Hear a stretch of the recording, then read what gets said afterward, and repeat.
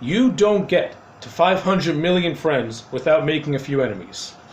Let's talk about The Social Network, directed by David Fincher, written by Aaron Sorkin, starring Jesse Eisenberg and Andrew Garfield. The Social Network tells the story on how Mark Zuckerberg swindled his way into the Facebook empire, became a grossly overpaid multi-billionaire, and is the figurehead of the most disturbingly popular social networking site in all of the fucking world. That is Facebook. Let's break this thing down. Social Network is actually a pretty damn good movie. I really, really like this movie. David Fincher is one of my favorite directors working today. Fincher has made movies like The Game, Seven, and Gone Girl, and Fight Club, and The Social Network fits perfectly in that milieu of his body of work. This movie is fantastic. I like the writing. Aaron Sorkin does an excellent job with the script. It's a very tightly written script. Everything moves from, everything goes at a nice even flow. All the major beats are hit. Every performance in this movie is engrossing. Jesse Eisenberg, I'd give Jesse Eisenberg a lot of shit, but when he's in a good movie and he's actually good, I'll give the man so much credit. As Lex Luthor, Eisenberg is garbage. As Mark Zuckerberg, Eisenberg he's good. Actually, he's great. I like him a lot as Mark Zuckerberg. I think Jesse Eisenberg handles the role fairly well. He carries the movie on his shoulders, and he does an excellent job with the role. Andrew Garfield plays Eduardo Severin, who was Mark Zuckerberg's friend, and of course the man who was swindled out of Facebook, which led to a bunch of lawsuits and a lot of betrayals between Zuckerberg and Eduardo and Severin. We see how that relationship is, and we see them as friends. And as the movie progresses, we see that relationship break down into absolutely nothing once the lawsuits commence. We also see Armie Hammer, who plays both Cameron and Tynel Winklevoss, who are two people, along with some other guy named DeVary, what the fuck his name is.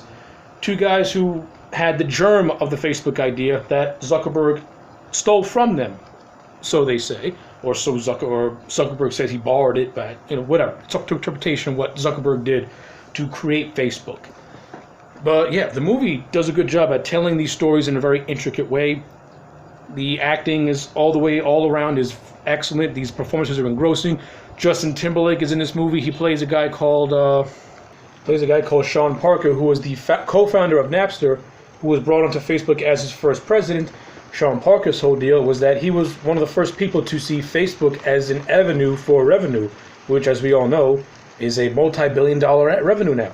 So yeah, and Justin Timberlake as an actor, he did pretty good with the role. I think Timberlake was natural. He didn't stammer, didn't stutter. He had a nice even flow with his dialogue scenes. He interacted very nicely with the other actors. He fit right in like a glove.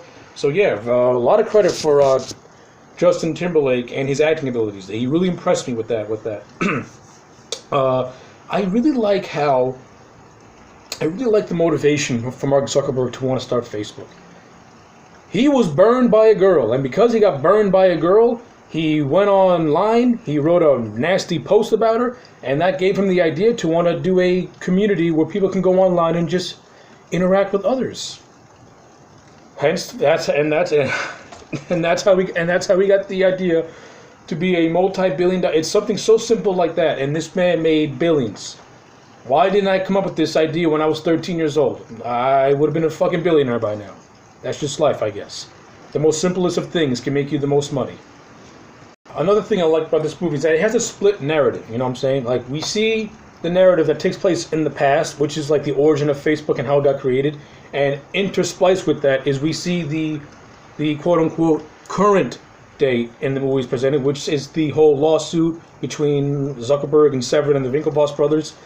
And the movie goes back and forth between how Facebook came to be and how all the players got introduced to each other.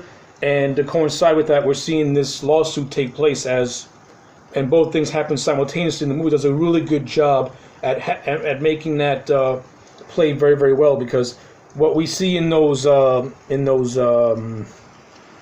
meetings play out on screen before us. So I like how that's well handled as well. Another thing I love, the score to this movie is fantastic. Trent Reznor and Atticus Ross create a haunting, beautiful, dark, ambient score for this movie, and it just sets the tone so well for The Social Network. This movie, because of the score, this movie has a really dark tone to it, and it has a story that's, it has a story that has themes that are old as time, which is friendship and betrayal and jealousy. Those aren't lighthearted themes. This is not a lighthearted movie whatsoever. And the score really adds so much dark atmosphere to this movie. And David Fincher, like I said, his direction, his style of directing is just fantastic. Very meticulous. His attention to detail is exquisite. The cinematography in this movie is fantastic. This is a gorgeous looking piece. Jeff, what's his name? I don't remember.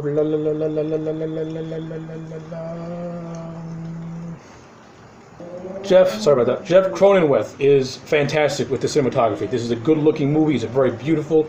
Like I said, it has a very mute color palette. It's very dark. It's not bright and cheerful.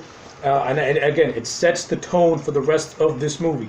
But just because it has a dark tone to it, that doesn't mean it's all dark. You do have moments of humor here and there. And it's interspliced really, really well with everything that this movie has to offer. So yeah. The Social Network as a whole, this works for me as a movie. It's a dark story.